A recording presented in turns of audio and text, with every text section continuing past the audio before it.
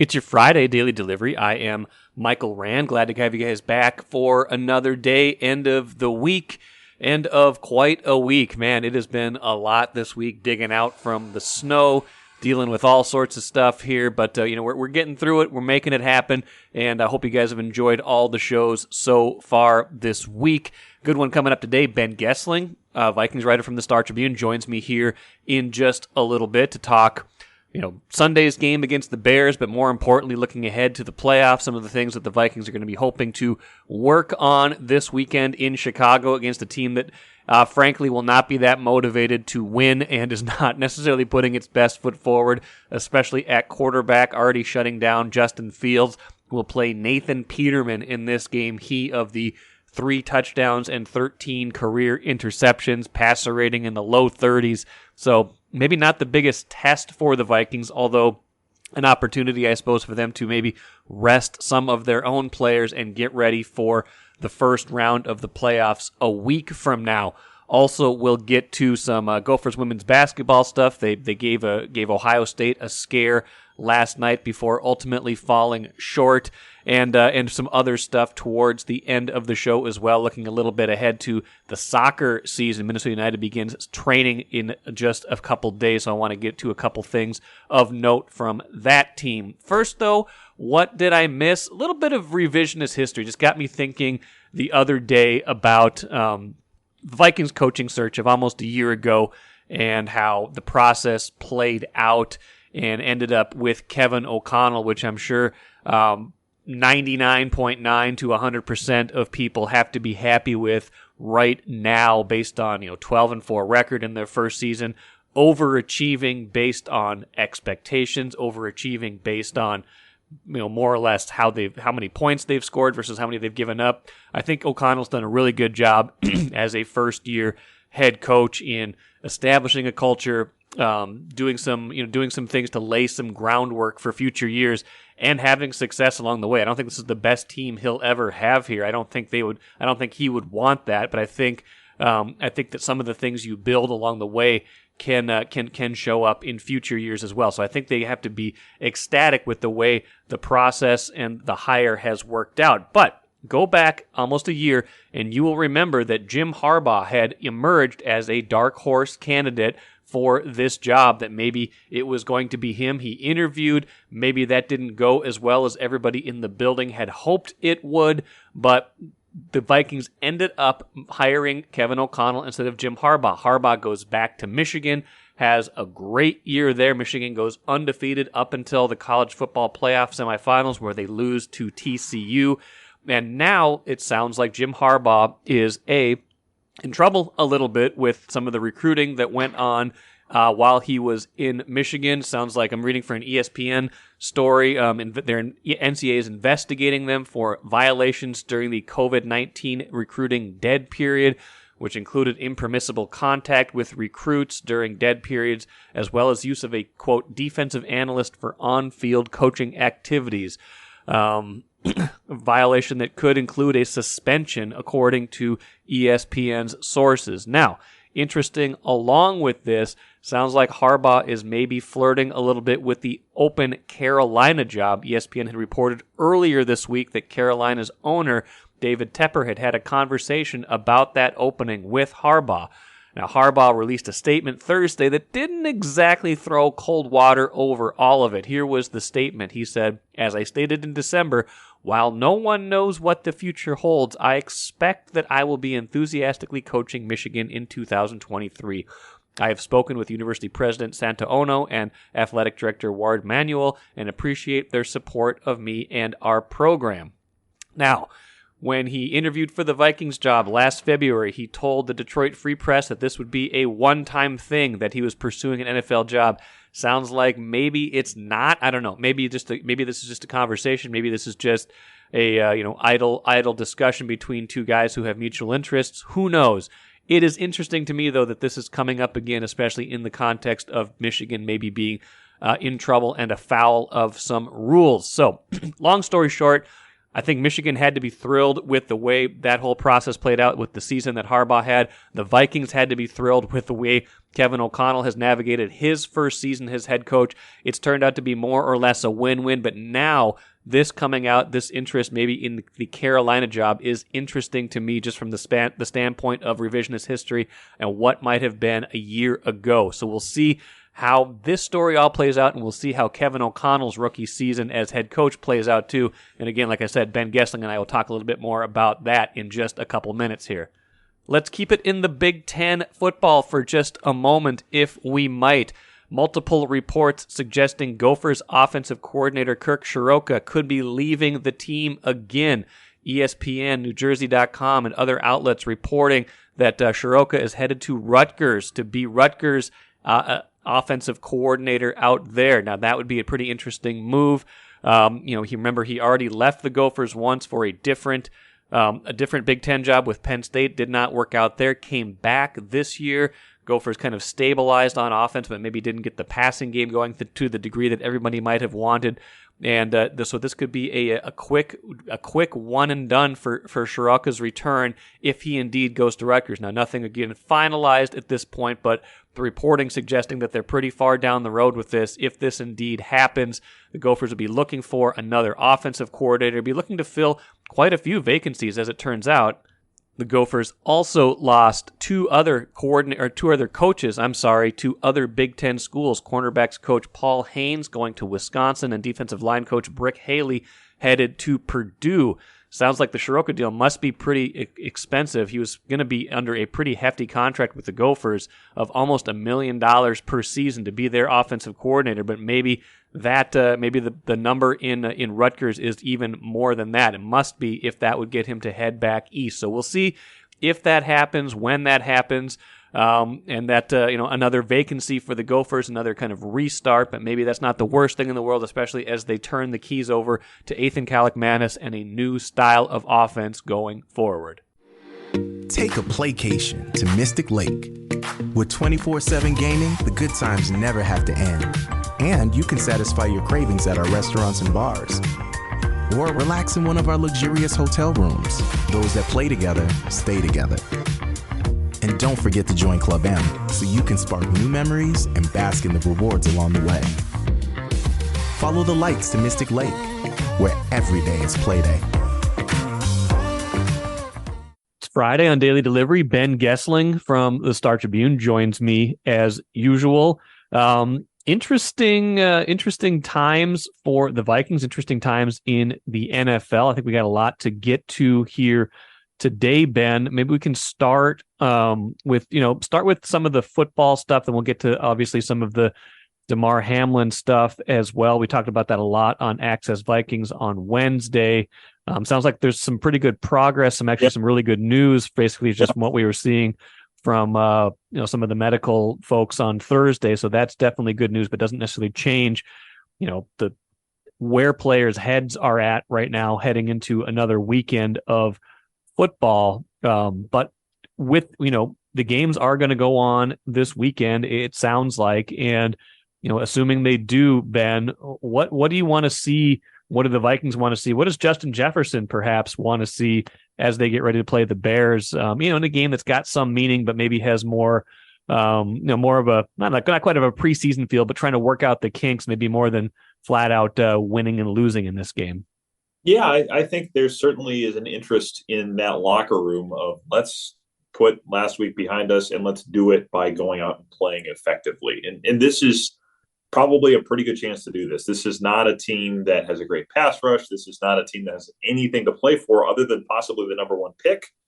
This is not a team that's going to play its starting quarterback. Justin Fields will not play in this game. Matt Eberflus said this week it'll be Nathan Peterman, whose NFL numbers are not impressive. No. So it is a good chance to get right, I think, before the playoffs. I mean, the Bears are not going to come out and say we don't want to win this game, but there's no good reason for them to want to win this game when it would jeopardize their chances of getting the number one pick.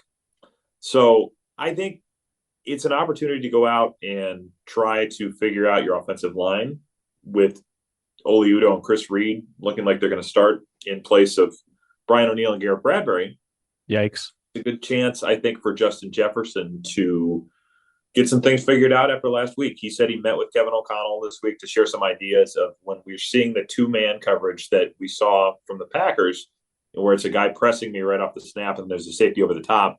How are some ways that we can beat that? And he said he met with O'Connell this week to talk through some of those things. And they've seen that coverage before, but I think you'll see them try some different things on Sunday. They know they're going to have that coming at them until they show that they can stop it, or until somebody else makes them pay for putting so much attention on Jefferson. I think Sunday, to the extent that they're going to play starters, will give them an opportunity to kind of work out some of those things in something of a dress rehearsal before a playoff game. Feels a little late in the season to work through that. I mean, obviously, maybe it hasn't been that much of a problem because Jefferson's putting up, MVP caliber numbers until he wasn't last week. But, the thing they have struggled with, which we talked about multiple times, is physical corners who press him off the jump. And they haven't really necessarily solved that to a large degree if it's still coming back and getting them against the Packers. So what do you make of this happening right before week 18 or the playoffs as opposed to earlier in the season? Yeah, I mean, the concerning thing is the teams it has happened against, the Packers, the Lions, to an extent, more so in the first game, at least effectively in the first game, and then certainly the Eagles. Right. Those are teams you may see again. And right. A lot of those teams, especially the Eagles and the Packers, have veteran corners, Darius Slay, Jair Alexander, who know how to do it. And they have enough help in their secondaries to kind of keep the lid on things. And you have to figure out an answer to it, I think, fairly quickly, because you're going to see teams say, the only thing we have to do is not let Justin Jefferson beat us. And it can be solving the coverage, but it also, I think, has to be the ability to say, fine, if you're going to devote that much attention to Justin Jefferson, we have these other guys that are going to make you pay. They've done some of that with TJ Hawkinson, but as we talked about on Access Vikings, they need more of that from Adam Thielen, KJ Osborne, probably Dalvin Cook, which probably actually means the offensive line opening things up for Dalvin Cook. I think that would be the quickest way to solve some of these things, is to have somebody else that can make teams pay for the attention they're putting on Jefferson. Jefferson mentioned, trying to have him in motion more often, create opportunities where it's not a spot where he can be pressed. I mean, not having a situation where defensive backs can get their hands on him right off the jump is probably something you're going to have to figure out how to do. And they may have to do a number of different things in the process of that. They've had this problem all year. O'Connell and I talked when I talked to him last week for the Sports Person of the Year story I did on Jefferson. He talked a lot about the things they've had to build in. Kirk Cousins, when I talked to him for that story, talked a lot about the things that Justin Jefferson has had to do, the level of detail he's had to put into his job because of how much more complex it is than your typical ex-receiver. But now it's time to bring all these things to bear, and you're going to probably have to continue to find ways to solve this problem, because every defensive coordinator you play is focused on how do we take Justin Jefferson out of the game. Yeah, well, that's again, that's the one thing they've done really well this year is get Justin Jefferson the ball, and when they don't, you've seen the byproduct of that. They scored 7 points against Philadelphia. They scored 3 points when it really mattered against Green Bay. So we'll see if they can get that solved. Not necessarily this week, because like you said, Chicago is a different animal than what we'll see in the playoffs. But they got to get that right if they're going to do that. And part of that too, like you said, is protecting Kirk Cousins, and that task becomes much more difficult with Oli Udoh replacing Brian O'Neill, who's out, obviously injured reserve, partially torn Achilles, in addition to that calf injury. As you think about the reconfigured offensive line and what they might want to see from that this week and beyond, I mean, how challenging is that, and what might we see from third string center Chris Reed and things of that nature? Well, the interesting thing with Reed is, they signed him in the offseason as a possible starter at right guard. And this was obviously before they drafted Ed Ingram that they had signed him. It was him and Jesse Davis initially that you're thinking about possibly starting there. He's obviously a veteran in the league that has been around long enough you're not throwing him into a situation where it's completely foreign to him. The position somewhat is. He has not played that position in the NFL, but it's not a guy that is in an NFL locker room studying an NFL playbook for the first time. I think the thing that gets tricky, though, is when you have him there, you have a rookie right guard, and you have a new right tackle. That is a blinking red light to opponents of saying, let's try to run a lot of stuff to challenge the communication between these three guys. So I think you're going to see that. I think you're going to see that from the Giants, certainly. They blitz more than anybody in the league. If that's the first round opponent, I think they're going to get tested in that regard, and you're going to have to be able to answer it. I think the good part, and Reed talked about this in the locker room on Thursday, with some of the cadence stuff, is they're able to fix some of those things this week. That was an issue numerous times in that game. But part of that is, as Cousins talked about, they have complex cadences that they didn't really simplify. Trying to do all that in the noise of Lambeau Field is a different environment. But the time that Cousins and Reed have had this week to try to get some of those things figured out, at least that part, I don't think will be as big of an issue. But there's a lot for that group to have to get right and not a lot of time to figure it out. No, that's true. And it's kind of a shame for them because I feel like the offensive line, I think by and large this year had been pretty improved. And now we're seeing, not so much by performance, but by injury. We had, I think Darisaw has looked a little different to me since he's had the concussions. Maybe that's just the eye test. Maybe some of the numbers bear that out. I didn't think he was great against the Packers by any stretch. Obviously, the O'Neal injury is huge. And then Bradbury, whatever his status might be, beyond this week. And then you've had the inconsistency of Ed Ingram. I mean, what was, and I wouldn't say a strength, but what was something that was less of a concern than in recent years is now all of a sudden potentially something that could rear its ugly head in the playoffs again.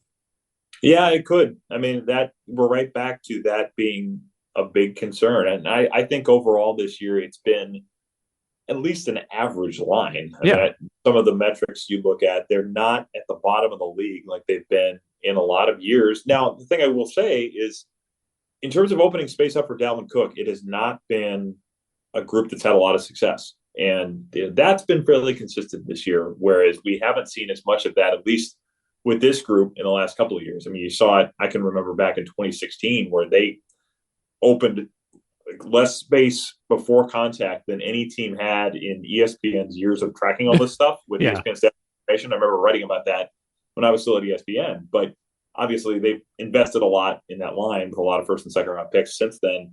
So we haven't seen that be an issue quite in the same way.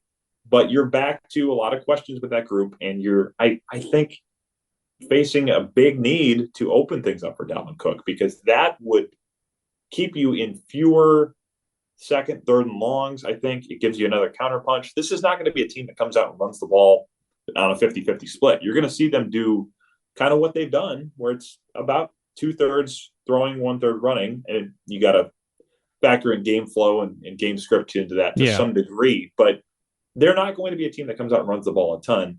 You can't have the number of plays that go for no gain or lose a yard or inability to punch the ball in at the goal line. They have to get better there in a hurry. And it's hard to say that you're just going to be able to snap your fingers and fix that. But I think if they're going to go anywhere, you have to be more effective running the ball than they've been able to do for a lot of the stretch.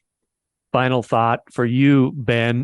We mentioned at the beginning, a lot of players still thinking, obviously, about Damar Hamlin and what that means to, a lot of them watched it because it's a Monday Night Football game.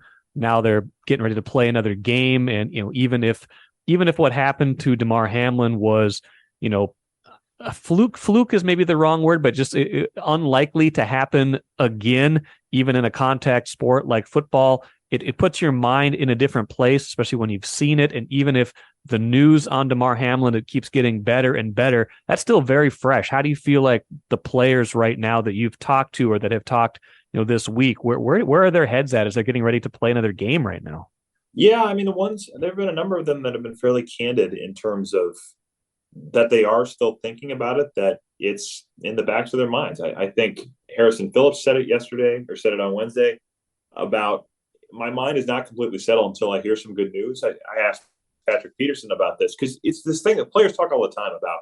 You don't want to play tentative, because if you do that, you're putting yourself at risk of getting injured. You want to be able to play confidently. You want to play assertively, because then you're not, stepping short on things or just being tentative with your movements, and which maybe puts you in an awkward position in a spot where you're compromised and could get hurt as a result of that. But at the same time, and players have admitted this, it is really hard when the last thing you saw on Monday night was Damar Hamlin being taken off the field in an ambulance. I mean, it's hard, I think, to unsee that. Patrick Peterson talked about he was at home watching the game, cooking dinner. He's got young girls, I think a couple of years younger than my kids, maybe closer to the age of yours, but they're watching the game. And they said, "Oh, Dad, there was a big hit," and he was cooking, so he didn't see it at the time. And then, kind of sees what they're doing on the field, and he says to his wife, "Okay, let's get the kids upstairs because they don't need to see this and start thinking, could this happen to my dad?" Yeah. I mean, so those things they're always kind of there. I mean, you always know that you could get hurt, but I think the thing Kirk Cousins said about it is it just wasn't a normal type of injury, and he even said, spinal column stuff. As jarring as this is, he said, spinal column stuff, you kind of get used to it. Like you expect it's going to be part of it. But when you see a life and death type situation like that, it just is such a thunderbolt, I think, in some ways, that it's hard to just go back to the job. But as Peterson said, and I think Adam Thielen said, we're wired a little differently. You have to be able to compartmentalize this stuff as best you can, go back to work.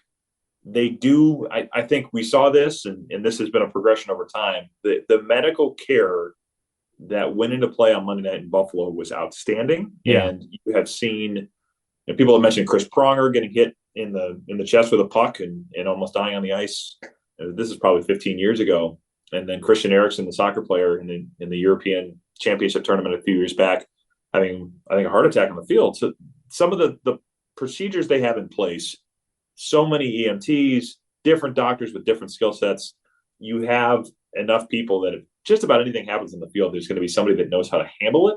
But still, anytime you're talking life or death situations like that, you're on a razor's edge. Even with as talented and skilled as the people you that they had treating Damar Hamlin, it's a scary thing. So it's hard to begrudge anybody for kind of having in the back of their mind of, what if this is me?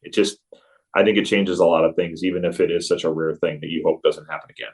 No, absolutely. I feel like that's, it'll be fresh for a while and it'll still be in the back of their minds, I think, for a very long time. It'll be interesting just to see how that plays out when play does resume here, because obviously that was because that game was the last game of the week, essentially, where, it's going to be another, the cycle wasn't really started up again, and now it will be this weekend, and then the playoffs. Yeah, that's right. That's right. And now here we go again. So we'll see how that all goes. But Ben Goessling, appreciate your insights as always. Follow Ben and Andrew Kramer.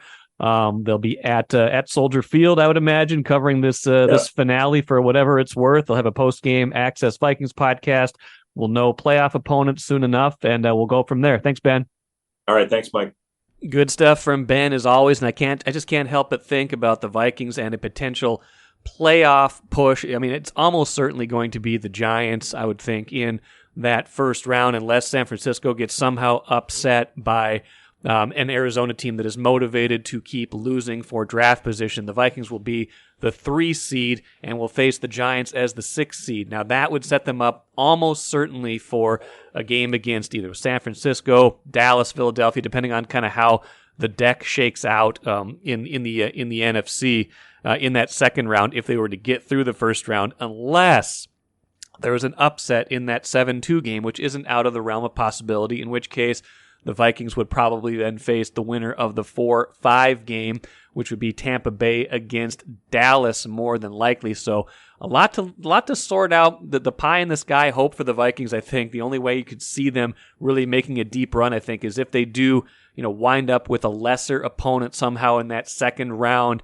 and get that game at home. It is a possibility. I'm not saying that's out of the realm of possibility. I do think that whoever is that 2 seed could be vulnerable against Green Bay or the Lions if those are the teams that end up competing for that number 7 spot ultimately at the end of the year. So see how that all plays out. A lot to sort out still. We'll know the playoff opponent by the end of the weekend, and we will go from there. A couple more things to get to before the end of the day.